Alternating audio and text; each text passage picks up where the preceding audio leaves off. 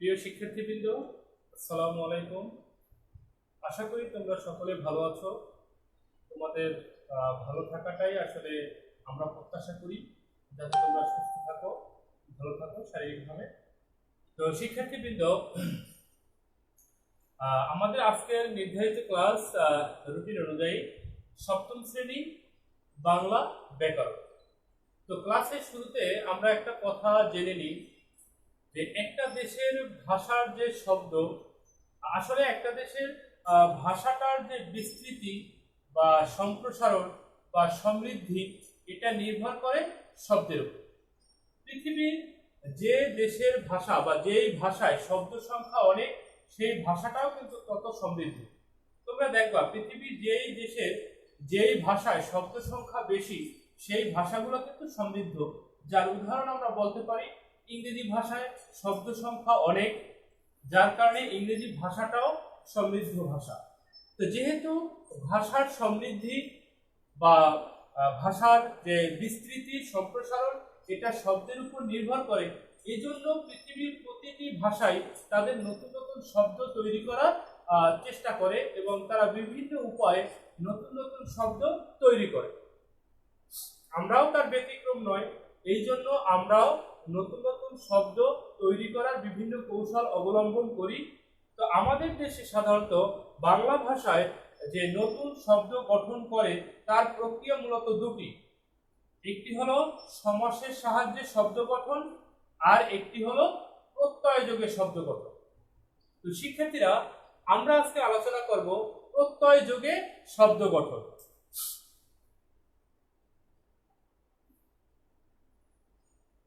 প্রত্যয় যোগে শব্দ গঠন। তো আমাদের আজকের আলোচ্য বিষয় কি? আমাদের আজকের আলোচ্য বিষয় হলো প্রত্যয় যোগে শব্দ গঠন। দেখা যাচ্ছে স্পষ্ট? হ্যাঁ, দেখা যাচ্ছে। আর তোমরা যারা লাইভে আছো, তারা অবশ্যই শ্রেণী রোল লিখে কমেন্টস করো। তো প্রত্যয় যোগে শব্দ গঠন, এটি হলো আমাদের আজকের আলোচ্য বিষয়। এখন প্রত্যয় যোগ করে যে আমরা নতুন শব্দ গঠন করব, তার আগে আমাদের জানতে হবে প্রত্যয় কি। প্রত্যয়টা যদি আমরা না শিখি, তাহলে প্রত্যয়ের সাহায্যে শব্দ গঠনও করতে পারবো না। তাহলে প্রত্যয়টা কি? প্রত্যয়টি হলো, আমরা যখন লেখি বা কোনো কথা বলি, লেখার সময় বলার সময় অনেক শব্দের শেষে আমরা কিছু বর্ণ বা বর্ণ সমষ্টি যোগ করি। কারণ ওই বর্ণ বা বর্ণ সমষ্টি যোগ করার মাধ্যমে ওই বাক্যের প্রতিটা শব্দের সাথে প্রতিটা শব্দের একটি অর্থের সমন্বয় তৈরি হয়, যাতে ওই বাক্যটি অর্থপূর্ণ হয়। তো যে বর্ণ বা বর্ণ সমষ্টি আমরা ধাতু বা প্রাতিপদিকের পরে যোগ করি, সেটাই হলো প্রত্যয়। তো সংজ্ঞাটা আমরা এভাবে সাজাতে পারি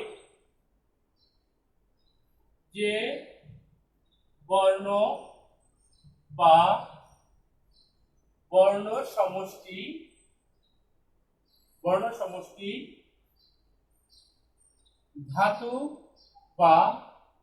ধাতু বা প্রাতিপদিক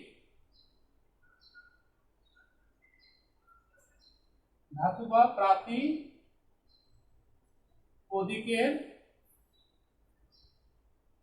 সঙ্গে যে বর্ণ বা বর্ণ সমষ্টি ধাতু বা প্রাতিপদিকের সঙ্গে যুক্ত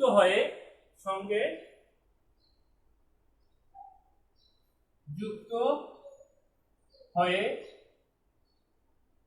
নতুন শব্দ গঠন করে, তাই প্রত্যয়। দেখো, যে বর্ণ বা বর্ণ সমষ্টি ধাতু বা প্রাতিপদিকের সঙ্গে যুক্ত হয়ে নতুন শব্দ গঠন করে, তাই প্রত্যয়। যেমন মনে করো,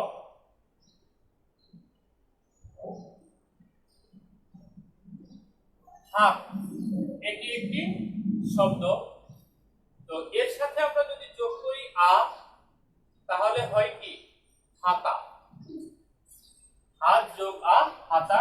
এখন হাতের অর্থ যা, ভিন্ন। তাহলে এই হাত একটি মূল শব্দ, এর সাথে এটাকে আমরা ধাতু প্রাতিপদিক বলতে পারি। আর তোমরা ধাতু আর প্রাতিপদিক সম্পর্কে একটু অবগত হও। সেটা হলো,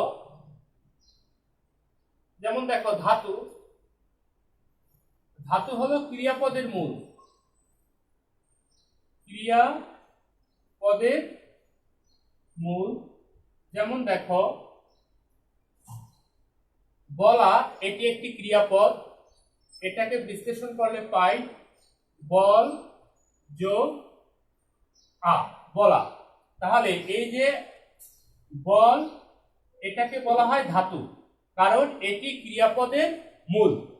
বলাটা হলো ক্রিয়াপদ, আর বলা ক্রিয়াপদের মূল হলো বল। এই ক্রিয়াপদের মূল যেহেতু, এর জন্য এটাকে বলা হয় ধাতু। আর প্রাতিপদিক, ঢাকায়, এটি একটি নাম শব্দ। ঢাকাই দিয়ে কোনো বিশেষ্য বা নাম বোঝায়। এজন্য ঢাকাইকে বিশ্লেষণ করলে আমরা পাই ঢাকা যোগ আই। তাহলে এই ঢাকাই, এটা হলো এই নাম শব্দের মূল, এই জন্য এটাকে বলা হয় প্রাতিপদিক। প্রাতিপদিক। তাহলে ধাতু হলো ক্রিয়াপদের মূল, অর্থাৎ বলাটা ক্রিয়াপদ। এই বলা ক্রিয়াপদের মূল হলো বল, এই জন্য ক্রিয়াপদের মূল এটাকে আমরা ধাতু বলি। এটাকে আমরা প্রকৃতিও বলি, সেটা আমরা পরবর্তীতে পাবো। আপাতত আমরা ধাতু বলে আজকে শিখে রাখি। তো যেহেতু এটা ক্রিয়াপদের মূল, এই জন্য এটাকে বলা হয় ধাতু। আর ঢাকায়, এটা ক্রিয়াপদ নয়, এটা দিয়ে কাজ করা বোঝায় না, এটা দিয়ে বোঝায় কোনো নাম বিশেষ্য। এই জন্য ঢাকাই শব্দটির যে মূল ঢাকা, এটাকে বলা হয় প্রাতিপদিক, কারণ নাম শব্দের মূলকে বলা হয় প্রাতিপদিক। তো এখন দেখো, এই যে নাম শব্দের মূল প্রাতিপদিক, তার শেষে যে যুক্ত হয়েছে সঙ্গে, এটি হলো প্রত্যয়। আবার এই যে ক্রিয়াপদ, ক্রিয়াপদের মূল যে ধাতু, এই ধাতুটার শেষে যেটা যুক্ত হয়েছে সেটাও হলো প্রত্যয়। তাহলে এখন দেখো, যে বর্ণ বা বর্ণ সমষ্টি ধাতু বা প্রাতিপদিকের সঙ্গে যুক্ত হয়, এই যে ধাতুর সঙ্গে যুক্ত হয়েছে এটা প্রত্যয়।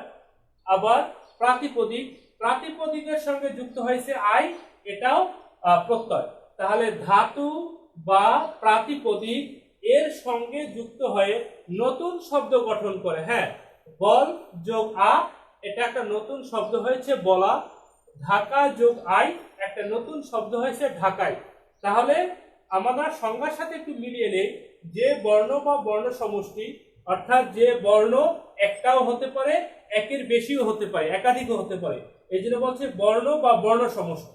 তাহলে যে বর্ণ বা বর্ণ সমষ্টি, যে বর্ণ বা বর্ণ সমষ্টি ধাতু বা প্রাতিপদিকের সঙ্গে যুক্ত হয়ে, এই ধাতু বা প্রাতিপদিকের সঙ্গে যুক্ত হয়ে নতুন শব্দ গঠন করে, নতুন শব্দ গঠন করে, তাই প্রত্যয়। তাহলে এগুলো প্রত্যয়। তাহলে আমরা একটা প্রত্যয়টা শিখে ফেলছি, যে বর্ণ বা বর্ণ সমষ্টি ধাতু বা প্রাতিপদিকের সঙ্গে যুক্ত হয়ে নতুন শব্দ গঠন করে, তাই প্রত্যয়। আমরা প্রত্যয়টা শিখছি এবং ধাতু আর প্রাতিপদিক কি সেটাও আমরা শিখে ফেলছি। তো এবার এই প্রত্যয়ের আবার শ্রেণী বিভাগ আছে। তো এই প্রত্যয়ের সংজ্ঞাটা আসলে ডক্টর মোহাম্মদ শহীদুল্লাহ একটা সংজ্ঞা দিয়েছেন, আর তোমরা সেটা মুখস্থ করে রাখবা। ডক্টর মোহাম্মদ শহীদুল্লাহ তিনি বলছেন যে ধাতু বা শব্দের উত্তর ভিন্ন ভিন্ন অর্থে যে বর্ণ বা বর্ণসমূহ যুক্ত হইয়া শব্দ প্রস্তুত হয়, তাহাদিগকে প্রত্যয় বলে। এই সংজ্ঞাটা দিয়েছেন ডক্টর মোহাম্মদ শহীদুল্লাহ। তোমরা এটাকে অবশ্যই মনে রাখবে। তো এখন দেখো, আমরা এখানে ধাতু পেয়েছি, আবার প্রাতিপদিকও পেয়েছি। তো এখানে আরেকটা জিনিস মনে রাখবে, এই যে ধাতু, এই ধাতুটাকে আবার প্রকৃতিও বলে। ধাতু এটিকে প্রকৃতিও বলে। আবার এই যে প্রাতিপদিক, প্রাতিপদিক এটাকেও প্রকৃতি বলে। ধাতুকেও প্রকৃতি বলে, আবার যে প্রাতিপদিক সেটিকেও প্রকৃতি বলে। তো এখন যেহেতু দুটোই প্রকৃতি, তাহলে আমরা আলাদা করব কিভাবে? এই জন্য ধাতু যেটি, সেটিকে বলা হয় ক্রিয়া প্রকৃতি। ক্রিয়া প্রকৃতি, আর যেটি প্রাতিপদিক এটাকে বলা হয় নাম প্রকৃতি। নাম প্রকৃতি। তাহলে প্রকৃতি আমরা শিখে ফেললাম। প্রকৃতি কি? শব্দ বা ক্রিয়াপদের মূলকে প্রকৃতিও বলে। তো ক্রিয়াপদের মূল ধাতু, এই ক্রিয়াপদের মূল ধাতুকে প্রকৃতিও বলে। আবার প্রাতিপদিক হলো শব্দের মূল, শব্দের মূল প্রাতিপদিক, এটাকেও আবার প্রকৃতি বলে। তো ধাতু যেটি সেই প্রকৃতিটাকে বলা হবে ক্রিয়া প্রকৃতি, আর প্রাতিপদিক যেটি সেটিকে বলা হবে নাম প্রকৃতি। তো আমরা প্রকৃতিও শিখলাম। এবারে আমরা শিখব প্রত্যয়ের শ্রেণী বিভাগ, যে প্রত্যয় সাধারণত কয়ভাবে শব্দ গঠনে সাহায্য করে।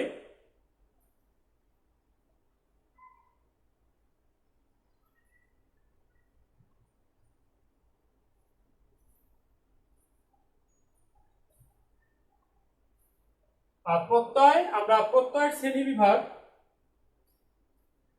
আমরা সাধারণত বাংলা ব্যাকরণে দুই প্রকার প্রত্যয় পাই। সে অনুযায়ী প্রত্যয় প্রধানত দুই প্রকার। প্রত্যয় প্রধানত দুই প্রকার। প্রত্যয় প্রধানত দুই প্রকার, যথা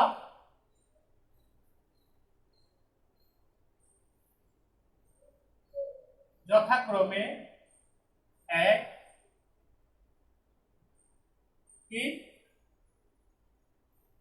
প্রত্যয়, দুই তদ্ধিক প্রত্যয়। তাহলে প্রত্যয় যুগে যে শব্দ গঠন হয় সেটা দুই রকমের হয়। প্রত্যয় যুগে শব্দ গঠনটা দুই রকমের হয়। একটি কৃৎ প্রত্যয় যুগে শব্দ গঠন, আর একটি তদ্ধিত প্রত্যয় যুগে শব্দ গঠন। তো এখন কৃৎ প্রত্যয়টি কি আর তদ্ধিত প্রত্যয়টি কি সেটা আমরা শিখব। কৃৎ প্রত্যয় আমরা কিন্তু কিছুক্ষণ আগে একটি ব্যাখ্যা দিয়েছি। সেখানে কৃৎ প্রত্যয় অর্থাৎ ক্রিয়াপদ ছিল। ক্রিয়াপদ তো তোমরা অবশ্যই চিনো। ক্রিয়াপদ কোনগুলো? ক্রিয়াপদ হলো যেই পদ দিয়ে কোনো কাজ করা বোঝায়, যেই পদ দিয়ে কোনো কাজ করা বোঝায় বা যে শব্দ দিয়ে কোনো কাজ করা বোঝায় সেটাই সাধারণত ক্রিয়াপদ। তো আমরা এরকমের একটি ক্রিয়াপদ লিখি, যেমন মনে করো ধরা।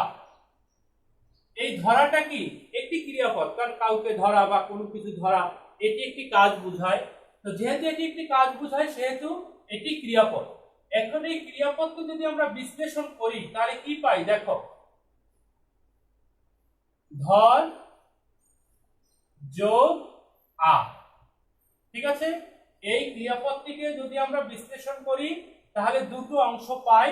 একটি হলো এই ক্রিয়ার মূল, আর একটি হলো প্রত্যয়। এটি হলো ক্রিয়ার মূল বা ধাতু, যেটা আমরা আগে বিশ্লেষণে দেখিয়েছি। এই ক্রিয়াপদের মূল এটাকে বলবো ধাতু বা প্রকৃতি বা ক্রিয়া প্রকৃতি, আর এই যে আটাকে আমরা বলবো প্রত্যয়। আমরা এখানে লিখে দিই মনে রাখার সুবিধার্থে। যেমন এটাকে বলা হয় ধাতু, ধাতু অথবা প্রকৃতি অথবা ক্রিয়ার মূল অথবা ক্রিয়া প্রকৃতি। ক্রিয়া প্রকৃতি তোমরা মনে রাখবে এটিকে অনেক নামে ডাকা হয়। এটাকে প্রকৃতি বলে, আবার এটাকে ধাতু বলে, এটাকে ক্রিয়ার মূল বলে, আবার এটাকে ক্রিয়া প্রকৃতিও বলে। তো এটাকে আমরা যাই বলি, এক কথা এটাকে এখন আমরা ধাতু বলি। যে এই ক্রিয়াপদটাকে বিশ্লেষণ করলে যে দুটো অংশ পেয়েছি, প্রথম অংশটা হলো ক্রিয়ার মূল বা ধাতু, আর এই শেষের যে অংশটি সেটি হলো প্রত্যয়। কারণ আমরা আগেই বলেছি যে ধাতু বা প্রাতিপদিকের পরে যে বর্ণ বা বর্ণ সমষ্টি যুক্ত হয় তাই প্রত্যয়। সে অনুযায়ী এই আটা হলো প্রত্যয়। এখন দেখো আরেকটি শব্দ বাঘা। বাঘা একটি শব্দ। এই শব্দটিকে যদি আমরা বিশ্লেষণ করি তাহলে পাই বাঘ যোগ আ। তাহলে এই যে বাঘ, এখন এই বাঘটা কি? এই বাঘ হলো শব্দের মূল। আচ্ছা, বাঘা বা বাঘ এটি দিয়ে কি কোনো কাজ বুঝায়, ক্রিয়া বুঝায়? অবশ্যই না। এটি দিয়ে ক্রিয়া বুঝায় না, কাজ বুঝায় না। এটি দিয়ে বুঝায় নাম বা বিশেষ্য। তাই যেটি ক্রিয়াপদ নয় নাম বা বিশেষ্য, তাহলে এই নামপদ বা শব্দ এটির মূল যেটি বাঘাকে বিশ্লেষণ করে যে আমরা বাঘ পাই, এই বাঘটাকে কি বলবো? এই বাঘটাকে বলবো নাম প্রকৃতি। নাম প্রকৃতি। তাহলে এটাকে পেয়েছি, এটা হলো নাম প্রকৃতি, এটা হলো নাম প্রকৃতি। আর এই শেষেরটি হলো প্রত্যয়। শেষেরটি হলো কি? প্রত্যয়। কারণ আমরা আগেই বলেছি ধাতু এবং প্রাতিপদিক, এটাকে কিন্তু প্রাতিপদিকও বলে, প্রাতিপদিক। তাহলে ধাতু এবং প্রাতিপদিক এর শেষে যে বর্ণ বা বর্ণ সমষ্টি যুক্ত হবে তাই প্রত্যয়। আচ্ছা, তাহলে এই দুটো প্রত্যয় আমরা বুঝতে পেরেছি। এখন প্রশ্ন হলো যে এই যে প্রত্যয়টা সেটা কার সাথে বসেছে? ক্রিয়াপদের সাথে। ক্রিয়াপদ তার সাথে যে প্রত্যয় বসবে সেটাকে আমরা বলবো কৃৎ প্রত্যয়। কৃৎ প্রত্যয়। ক্রিয়াপদের সাথে যে প্রত্যয়টা বসবে সেটাকে আমরা বলবো কি? কৃৎ প্রত্যয়। আর বাঘা এটা নাম শব্দ বা বিশেষ্য পদ, এটা ক্রিয়াপদ নয়। যেহেতু এটা বিশেষ্য পদ, সে অনুযায়ী এই নাম পদের শেষে যে প্রত্যয় আছে এটাকে আমরা বলবো তদ্ধিত প্রত্যয়। তদ্ধিত প্রত্যয়। তো শিক্ষার্থীরা, তোমরা কি বুঝতে পেরেছো? আশা করি অবশ্যই বুঝতে পেরেছো। যদি ক্রিয়াপদ হয়, ধরা একটি ক্রিয়াপদ, আর এই ক্রিয়াপদের শেষে যে প্রত্যয়টা হয় সেটাকে আমরা বলবো কৃৎ প্রত্যয়। বাঘা নাম পদ বা নাম শব্দ, এই নাম শব্দের শেষে যে প্রত্যয় সেটাকে আমরা বলবো তদ্ধিত প্রত্যয়। অবশ্যই তোমরা বুঝতে পেরেছো। সহজ কথায় ক্রিয়াপদের শেষের প্রত্যয়কে বলবো কৃৎ প্রত্যয়। নাম শব্দ বা কোনো নাম বুঝায় এই শব্দের শেষের যে প্রত্যয় সেটাকে আমরা বলবো তদ্ধিত প্রত্যয়। আশা করি তোমরা বুঝতে পেরেছো। এরপরে আমরা আসবো এই কৃৎ প্রত্যয়, সেটি আবার দুই রকমের।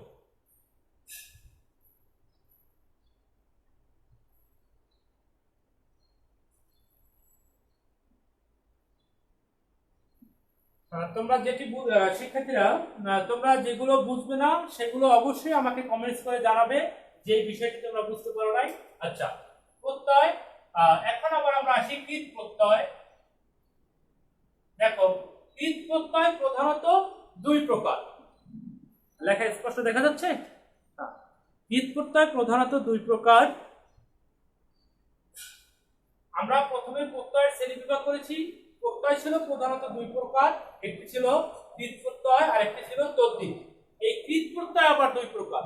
কৃৎ প্রত্যয় আবার দুই প্রকার, সেটি হলো সংস্কৃত কৃৎ প্রত্যয় ও বাংলা কৃৎ প্রত্যয়। এক, সংস্কৃত কৃৎ প্রত্যয়, আর দুই হলো বাংলা কৃৎ প্রত্যয়।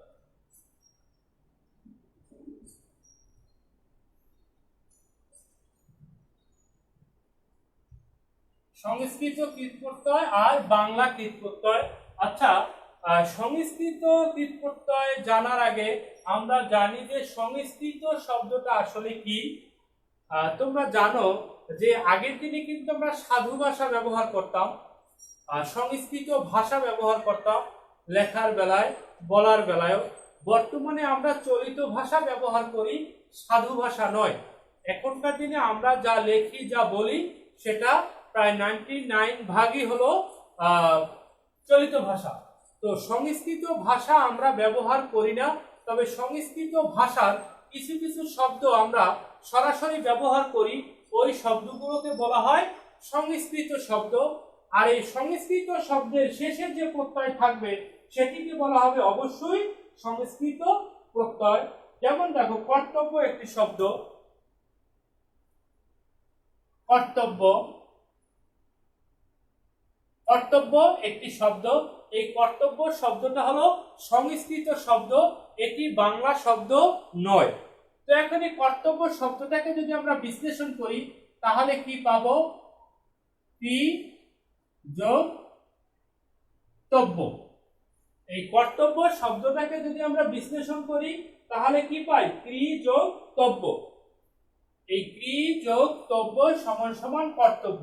এখন এটা তো ক্রিয়ার মূল, এটা হলো ক্রিয়াপদের মূল, কারণ কর্তব্য দিয়ে কোনো কাজ বোঝায়, এই জন্য এটা ক্রিয়া। তো ক্রিয়ার মূল হলো ক্রি, আর এই যে তব্য, এই তব্যটি হলো কি? প্রত্যয়। এই তব্যটি হলো প্রত্যয়। এখন এই তব্য কোন প্রত্যয়? এটি সংস্কৃত কৃত প্রত্যয়, কারণ প্রথমত এটি হলো ক্রিয়াপদ, সেই জন্য কৃত প্রত্যয়। এটি যেহেতু ক্রিয়াপদ আর তার শেষের প্রত্যয়টাকে কৃত প্রত্যয় বলবো। এখন এই ক্রিয়াপদটি হলো সংস্কৃত ভাষার শব্দ, অর্থাৎ এটি সংস্কৃত শব্দ, তাহলে এই প্রত্যয়টাকে আমরা বলবো সংস্কৃত কৃত প্রত্যয়। আশা করি তোমরা বুঝতে পেরেছো। এরপরে আমরা শিখব বাংলা কৃত প্রত্যয়। যেমন ডুবন্ত একটি শব্দ, ডুবন্ত। আচ্ছা, এই ডুবন্ত শব্দটাকে যদি আমরা বিশ্লেষণ করি তাহলে পাবো ডুব যোগ অন্ত। এখন দেখো, এই ডুবন্ত শব্দটা ক্রিয়াপদ, এই জন্য এই প্রত্যয়টা হবে কৃত প্রত্যয়। এটি তো প্রত্যয়টা, প্রত্যয়টা কি? কৃত প্রত্যয়। আর ডুবন্ত শব্দটা হলো বাংলা শব্দ, যেহেতু এটা বাংলা শব্দ সেহেতু এই বাংলা শব্দের প্রত্যয়টাকে আমরা বলবো বাংলা কৃত প্রত্যয়। শব্দটা যদি বাংলা হয় তাহলে সেটা হবে বাংলা প্রত্যয়, আর প্রত্যয়টা যদি কৃত প্রত্যয় হয় মানে ক্রিয়াপদের প্রত্যয় হয় তাহলে আমরা সেটাকে বলবো বাংলা কৃত প্রত্যয়। আশা করি তোমরা বুঝতে পেরেছো। এরপরে আমরা আসবো তদ্ধিত প্রত্যয়, আবার শ্রেণীবিভাগ।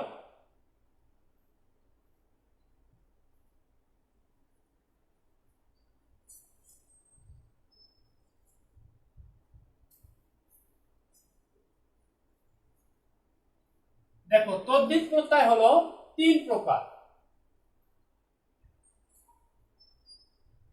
তদ্ধিত প্রত্যয়টা 3 প্রকার। তদ্ধিত প্রত্যয়টা হলো 3 প্রকার কৃত প্রত্যয়ের মতো। আর কি কি? একটি হলো বাংলা তদ্ধিত প্রত্যয়, সংস্কৃত তদ্ধিত প্রত্যয়, বিদেশি তদ্ধিত প্রত্যয়। এক, সংস্কৃত তদ্ধিত প্রত্যয়। 2, বাংলা তদ্ধিত প্রত্যয়। 3, বিদেশি তদ্ধিত প্রত্যয়।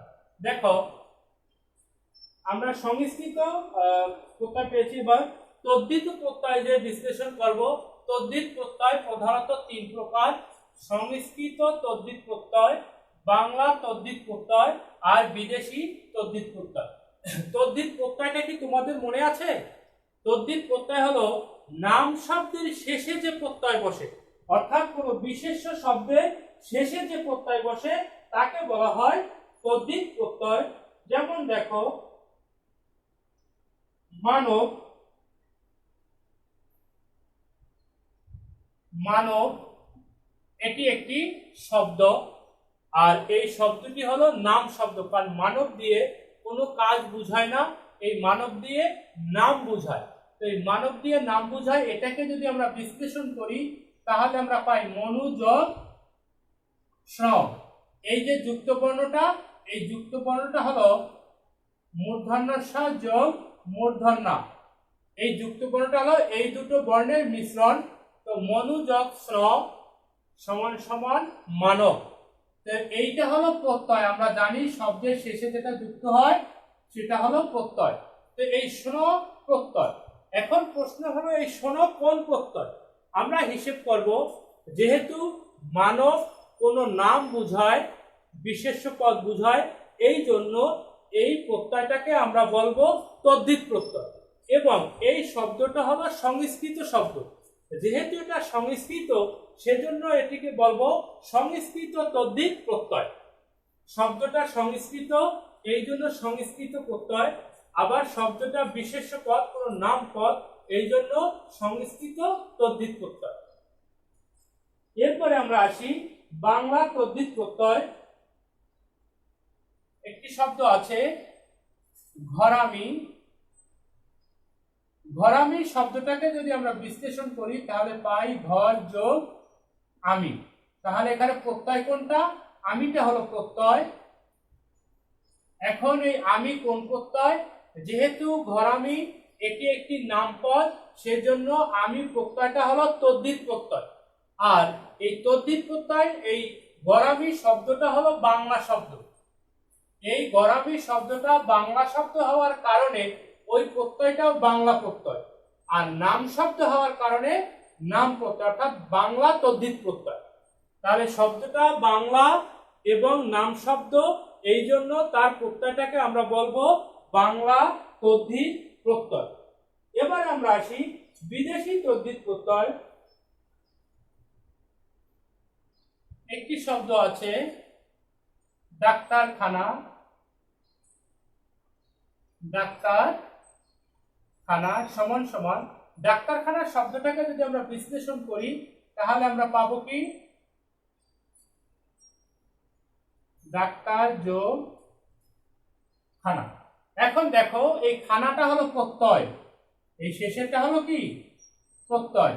এখন এই খানা প্রত্যয়টা যেহেতু ডাক্তারখানা দিয়ে কোনো কাজ বুঝায় না, নাম বুঝায়, নাম শব্দ, এই জন্য এই প্রত্যয়টা হবে তদ্ধিত প্রত্যয়। যেহেতু নাম শব্দ, এই জন্য তদ্ধিত প্রত্যয়। আর এই শব্দটা আসলে সংস্কৃতও নয়, বাংলাও নয়, এই শব্দটা হলো বিদেশি। যেহেতু শব্দটা বিদেশি, তাহলে প্রত্যয়টাও হবে বিদেশি, অর্থাৎ বিদেশি প্রত্যয়। আর যেহেতু নাম শব্দের শেষে পড়ছে, এই জন্য তদ্ধিত প্রত্যয়। তো আমরা একত্রে বলতে পারি বিদেশি তদ্ধিত প্রত্যয়, কারণ শব্দটা বিদেশি, প্রত্যয়টাও বিদেশি, এই জন্য বিদেশি তদ্ধিত। আর যেহেতু নাম শব্দ, এই জন্য বিদেশি তদ্ধিত প্রত্যয়। তো শিক্ষার্থীবৃন্দ, আমাদের আজকের আলোচনা ছিল প্রত্যয় যোগের শব্দ গঠন। তো আমরা চেষ্টা করেছি যাতে তোমরা বুঝতে পারো। তো আশা করি তোমরা বুঝতে পেরেছ। তারপরেও কোনো সমস্যা থাকলে আমার কমেন্টস করে জানাবে, অবশ্যই শ্রেণী এবং রোল লিখে জানাবে। তো আজকে আমাদের আলোচনা আমরা এখানেই শেষ করছি। দেখা হবে তোমাদের সাথে পরবর্তী ক্লাসে। সে পর্যন্ত তোমরা সুস্থ থাকো, ভালো থাকো। আল্লাহ হাফেজ।